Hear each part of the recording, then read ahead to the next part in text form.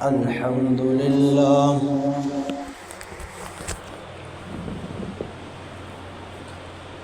الحمد لله وكفى والصلاة والسلام على سيد الرسل وخاتم الأنبياء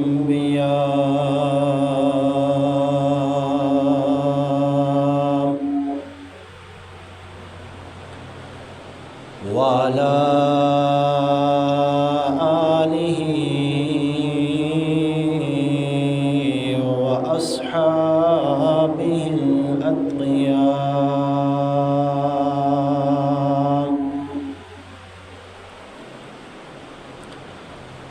أما بعد فأعوذ بالله من الشيطان الرجيم.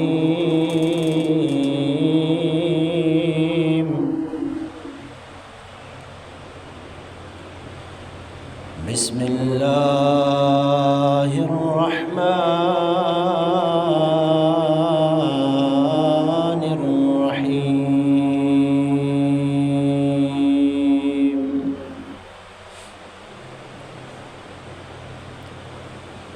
ما كان محمد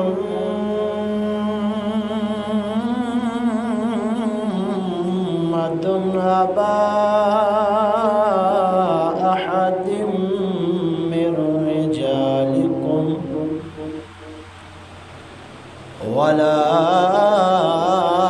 ولكن رسول الله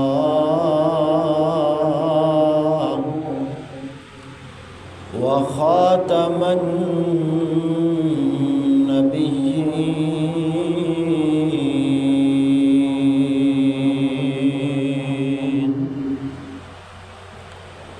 وكان الله بكل شيء عليما.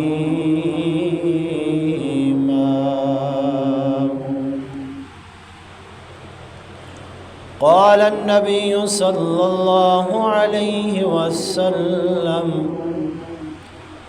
أنا خاتم النبيين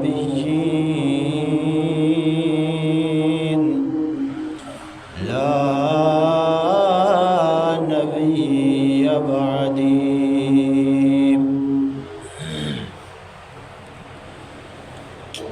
صدق الله العظيم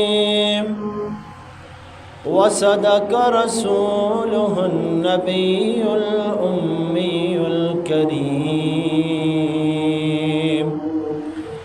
ونحن على ذلك لمن الشاهدين والشاكرين والحمد لله رب العالمين.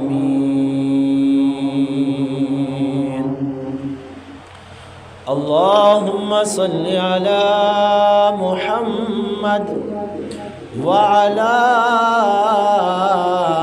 آل محمد كما صليت على إبراهيم وعلى آل إبراهيم إنك حميد مجيد. اللهم بارك على محمد وعلى آل محمد كما باركت على إبراهيم وعلى آل إبراهيم إنك حميد مجيد.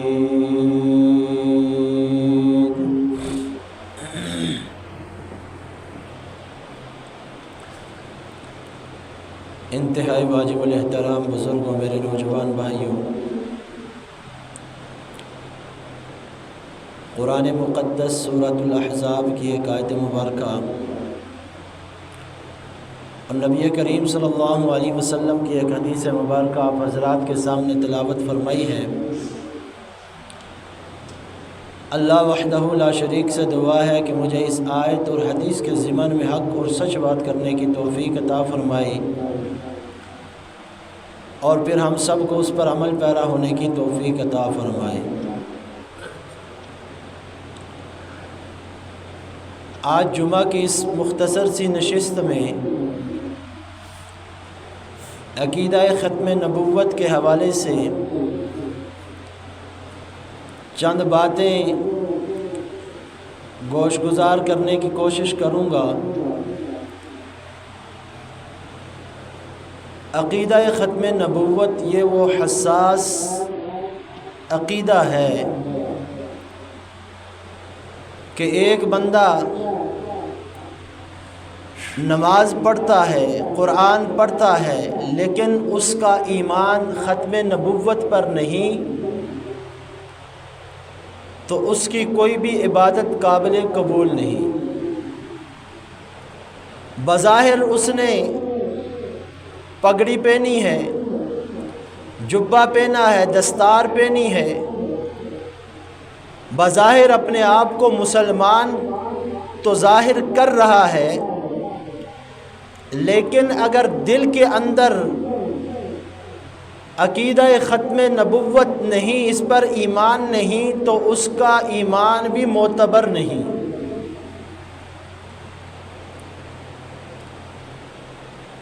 اور یہ وہ عقیدہ ہے کہ جس کے اوپر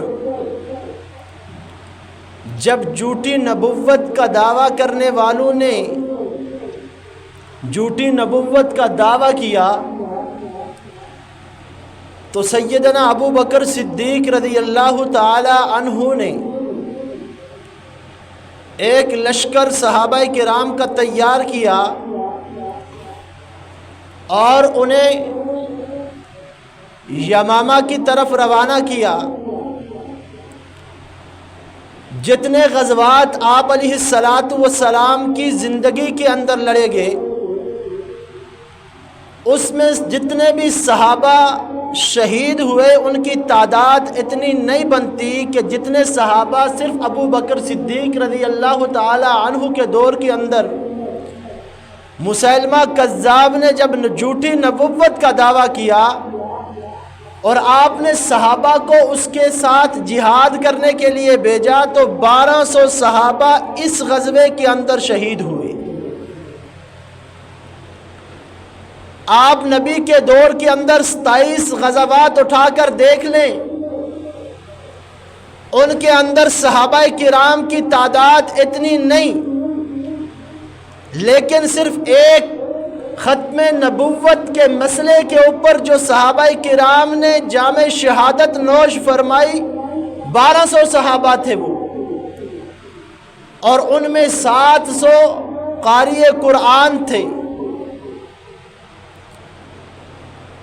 یہ اتنا حساس معاملہ ہے، اور ابو بکر صدیق رضی اللہ تعالی عنہ نے فرمایا کہ ابو بکر کو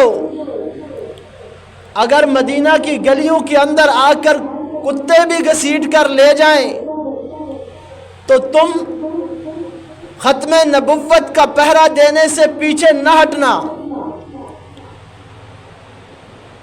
اور آج آپ کے اسلامی جمہوریہ پاکستان کے اندر یہ عقیدہ محفوظ نہیں۔ کبھی تو صحابہ کرام کی ناموس پر ڈاکہ ڈالا جاتا ہے،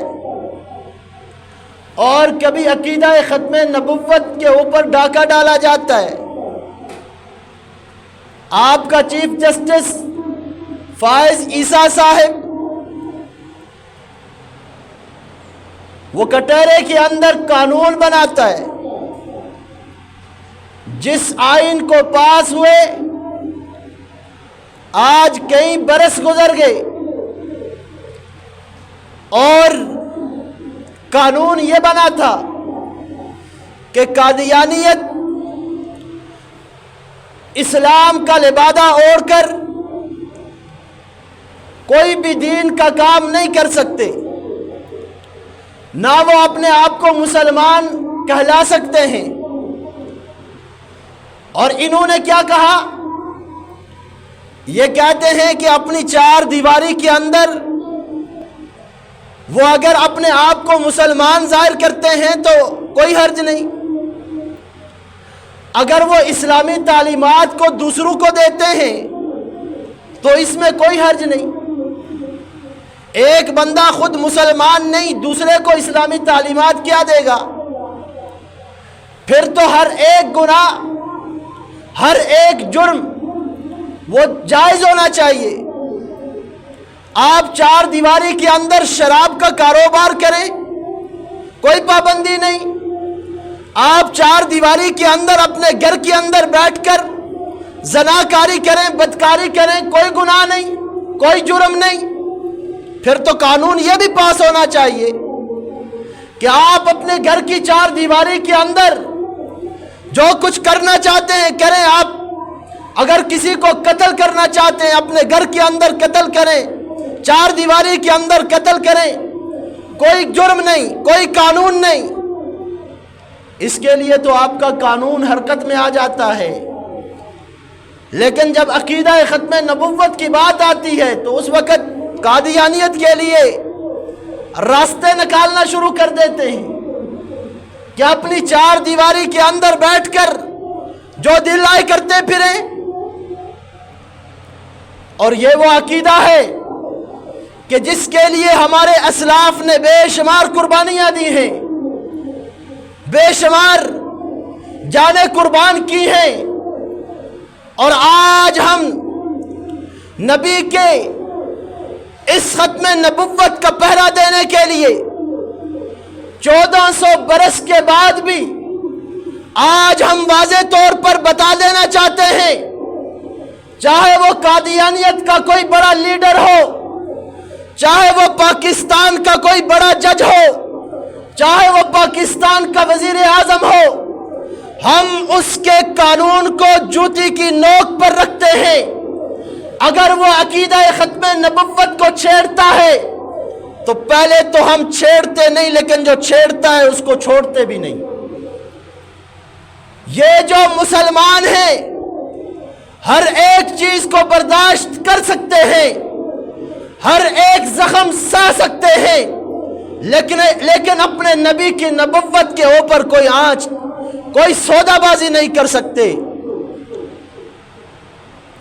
غلام غوث ہزاروی رحمہ اللہ تعالی، ان کے دور کے اندر ایک علاقے کے اندر ایک قادیانی عالم آیا اور اس نے لوگوں کو قائل کرنا شروع کر دیا اور قرآن سے دلائل دینا شروع کر دیے کہ نبی کریم صلی اللہ علیہ وسلم پر نبوت کا سلسلہ بند نہیں ہوا، بلکہ اس کے بعد بھی نبوت کا سلسلہ چل رہا ہے، اور اس پر دلائل دے رہا ہے، لوگوں کو قائل کر رہا ہے۔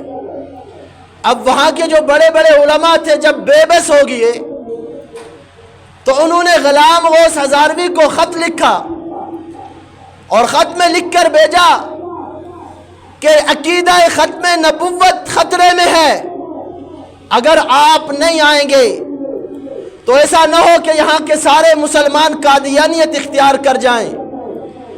غلام غوث ہزاروی اپنے گھر کے اندر بیٹھا ہے، بیٹا بیمار ہے، ایک بیٹا ہے زین العابدین، اور زندگی اور موت سے لڑ رہا ہے۔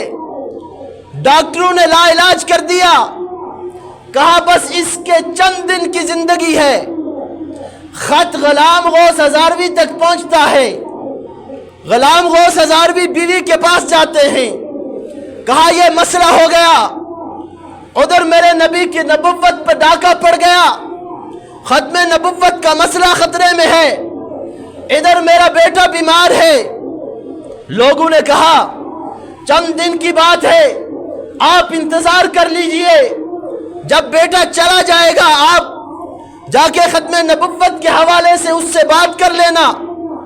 انہوں نے کہا نہیں، اگر میرے بیٹی کی زندگی ختم نبوت سے میں زیادہ عزیز مان جاؤں، اس کو زیادہ اہمیت دے دوں تو پھر میں مسلمان کیسا ہوں؟ انہوں نے بیوی سے کہا آپ اپنے بیٹے کی علاج معالجہ ڈاکٹروں سے کروا لینا، میرا سامان پیک کرو۔ اب ان کے سامان کو پیک کیا گیا۔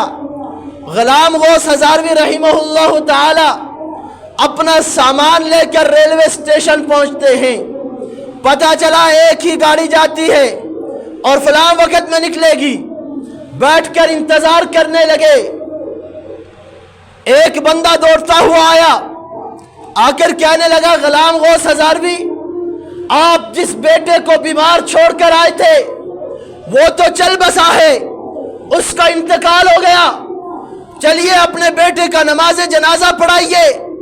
غلام غوث ہزاروی نے تھوڑی دیر کے لیے اپنا سر نیچے کیا، تھوڑی دیر سوچا، پھر سر اٹھایا اور کہا میرے بیٹے کا نماز جنازہ ادا کرنا فرض کفایہ ہے اور ختم نبوت کا تحفظ کرنا فرض عین ہے۔ میرے بیٹے کا جنازہ تم ادا کر لینا، میں ختم نبوت کے پہرے دار بن کر جا کر قادیانیت کے اس عالم کو میں جواب دوں گا۔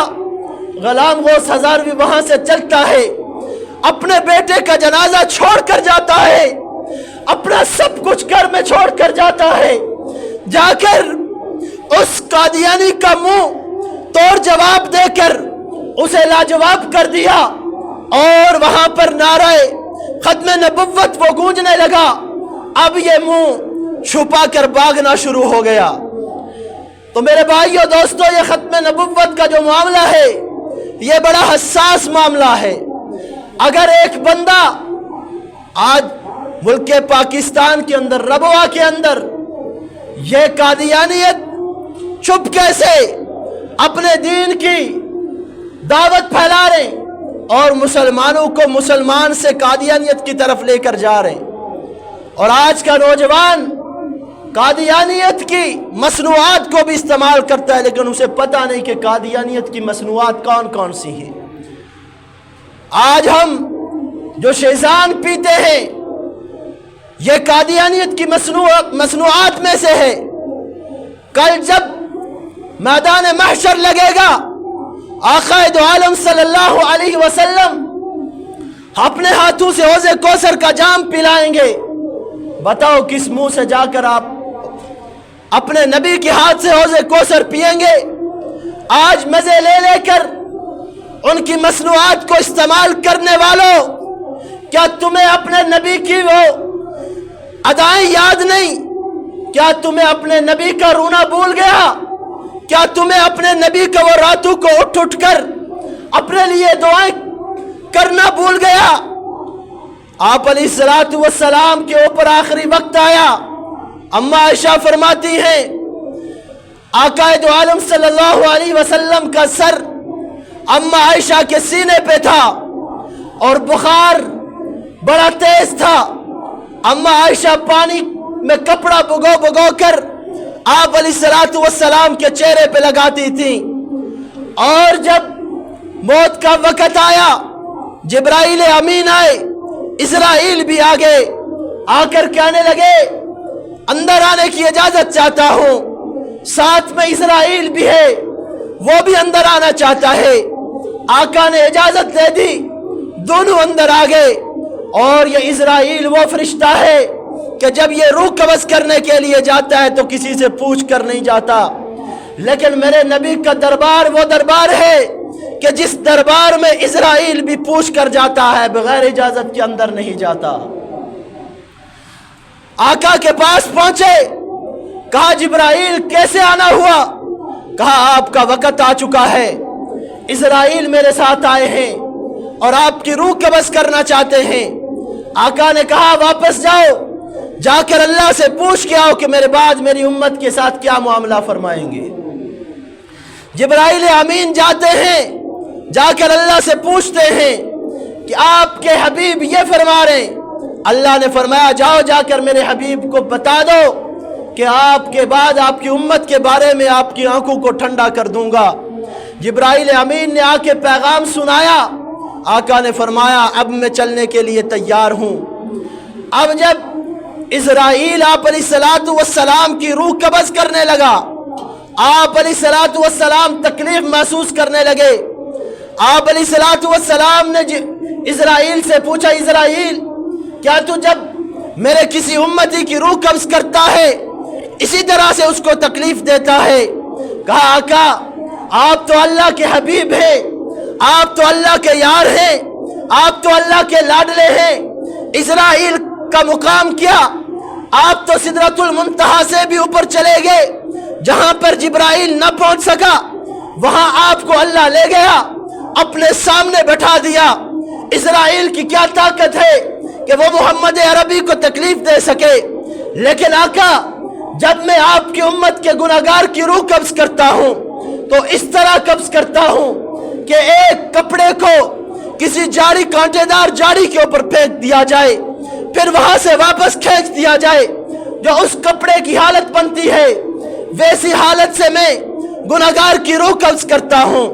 लेकिन आका जो नेकोकार होता है उसकी रूह में ऐसे कब्ज़ करता हूँ जैसे आटे से बाल निकाला जाता है। मुसलमानों, अपने दिल की खिड़कियां खोलकर अपने आका का आखिरी पैगाम सुनना, आखिरी बात सुनना। आका अलैहिस्सलातु वस्सलाम ने फरमाया, इज़राइल मैं तुझसे एक बात कहना चाहता हूं। कहा, आका हुक्म कीजिए। कहा, इज़राइल क़यामत तक आने वाले मेरे आखिरी उम्मती की भी तकलीफ मुझ मोहम्मद को दे दे, मेरे किसी उम्मती को तकलीफ ना देना। मेरे भाइयों, आज उस नबी की सुन्नतों को छोड़कर आज उस नबी की नबुव्वत पर अगर कोई कादियानी डाका डालता है, मुसलमान अपने घर के अंदर खामोश बैठा हुआ। आज इस्लामी जमहूरिया पाकिस्तान का चीफ जस्टिस उस कानून को यरगमाल की तरह पामाल कर रहा है, लेकिन कोई उससे पूछने के लिए तैयार नहीं। आज अगर तेरी माँ बहन बेटी को कोई गाली दे दे तो उससे बदला लेने के लिए तैयार हो जाता है, पर अपने इस नबी की नबुव्वत की पहरेदारी जो सहाबा तेरे जिम्मे लगा कर गए थे, आज तूने नबी की नबुव्वत का पहरा किस तरह से दिया कि आज हर तरफ से नबी की खत्म नबुव्वत पर हमला हो रहा है। कोई नबी के कार्टून बनाकर शाया कर रहा है, कोई नबी की तौहीन कर रहा है, कोई नबी की सुन्नतों को ज़बह करके नबी के दिल के ऊपर तलवार और खंजर चला रहे। मुसलमान, काफिर की बात तो छोड़, तू तो मुसलमान है। बता तेरे अंदर क्यों नबी की सुन्नतें नहीं आई आज तक? बता तेरे अंदर जो नबी दीन तुझको देकर गए थे, क्यों तूने उस दीन को छोड़ दिया? वो सहाबाए किराम रज़ी अल्लाह ताला अन्हुम अजमाइन की जमात को देख ले कि अगर नबी के ऊपर हजरत उमर रज़ी अल्लाह ताला अन्हु मजमे के अंदर बैठे हुए हैं, एक यहूदी आता है और साथ उसके ऊंट के एक गौ बांधी हुई है, आकर नबी के दरबार में पहुंचता है, आके अर्ज करता है कि ऐ मोहम्मद, क्या तू ही है जो ये कहता है कि मैं अल्लाह का नबी हूं? कहा, हाँ मैं हूं, मैं इसका दावा कर रहा हूं। कहा, अच्छा। कहा कि तूने तो लोगों को आपस में जुदाई डलवा दी, लोगों को अलग-अलग कर दिया, लोगों को तकसीम कर दिया। मेरे पास अगर तलवार होती तो मैं तेरी गर्दन उड़ा देता। हजरत उमर खड़े हो जाते हैं और फरमाते हैं आका से कि आका मुझे इजाजत दीजिए, इस गुस्ताख का सर मैं तन से जुदा कर दूं। आपने फरमाया, नबी वो नहीं होता कि जो लोगों की बातें सुनकर गुस्से में आ जाए। उमर बैठ जा। कहा, तुझे क्या एतराज है? कहा, मैं उस वक़्त तक आपकी नबुव्वत के ऊपर ईमान नहीं लाऊंगा जब तक ये मुर्दा गो ये गवाही ना दे दे कि आप अल्लाह के रसूल हैं। अब उस यहूदी ने ऊंट से उस गो को खोला और आप अलैहिस्सलातु वस्सलाम के सामने फेंक दिया।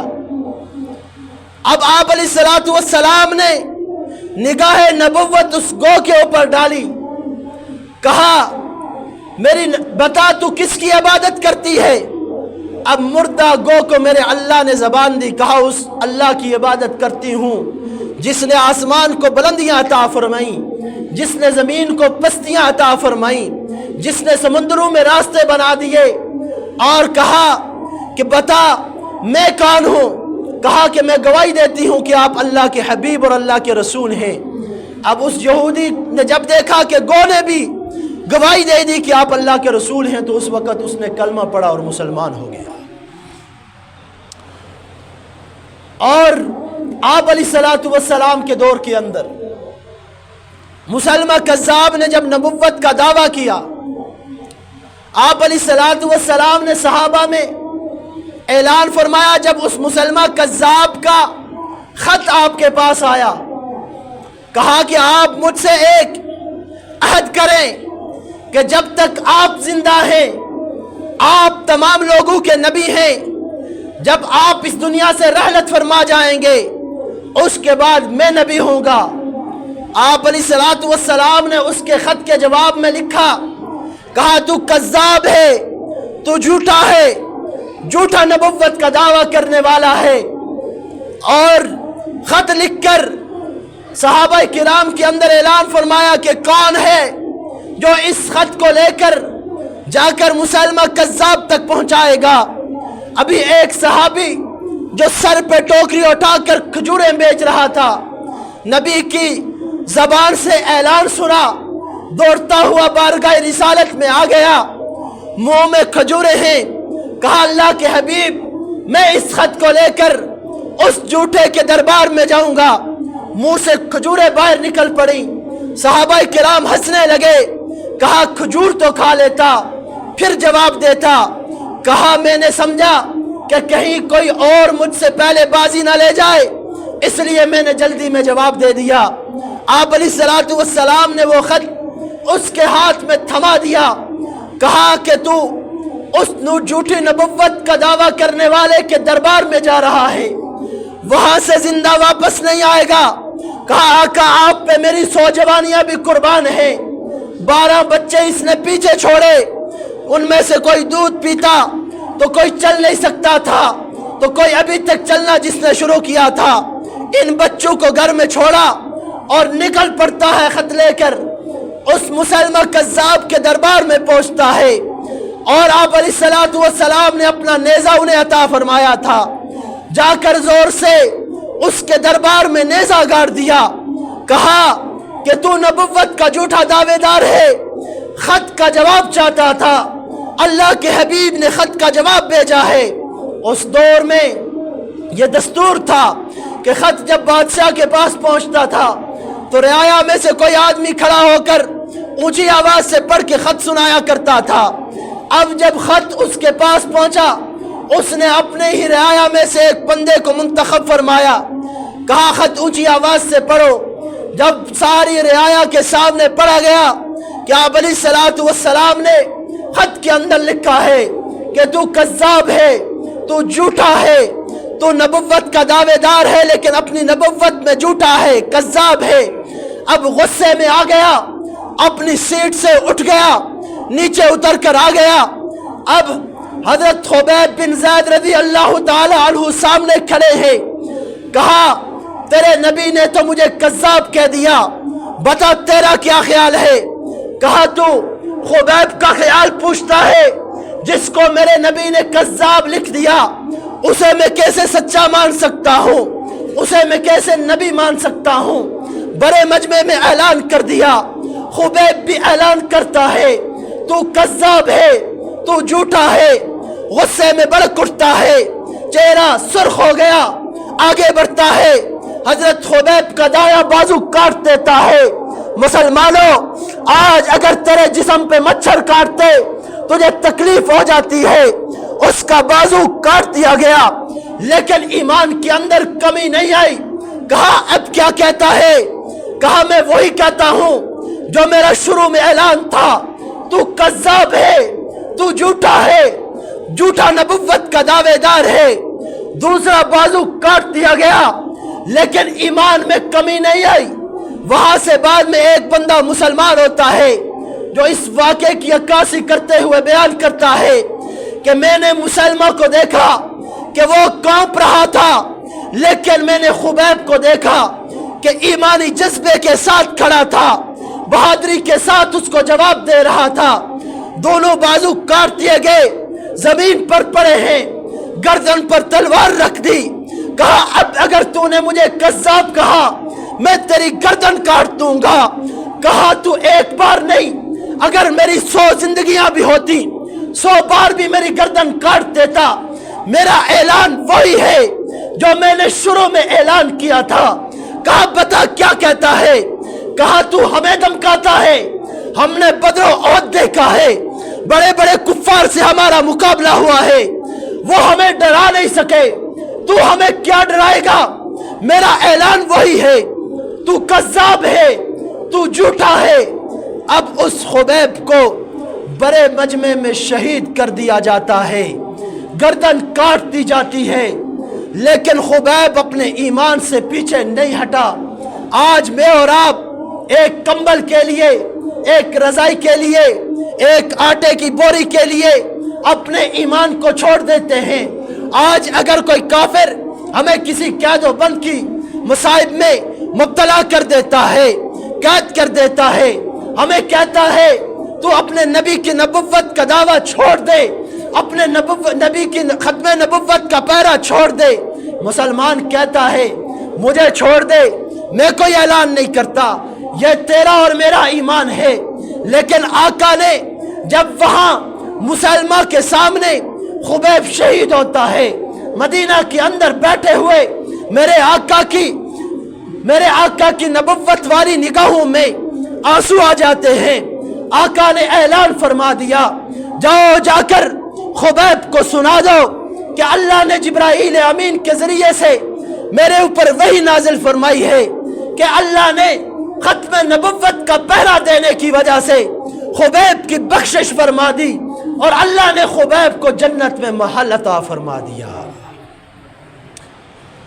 یہ ختم نبوت کا پہرے داری کرنے والوں کے لیے میرے نبی نے اعلان فرمایا کہ جو ختم نبوت کا پہرا دیتے ہوئے شہید ہو جاتا ہے، قتل ہو جاتا ہے، مار دیا جاتا ہے، اللہ تعالیٰ اس کے لیے جنت کے اندر محلات تیار فرما دیتے ہیں۔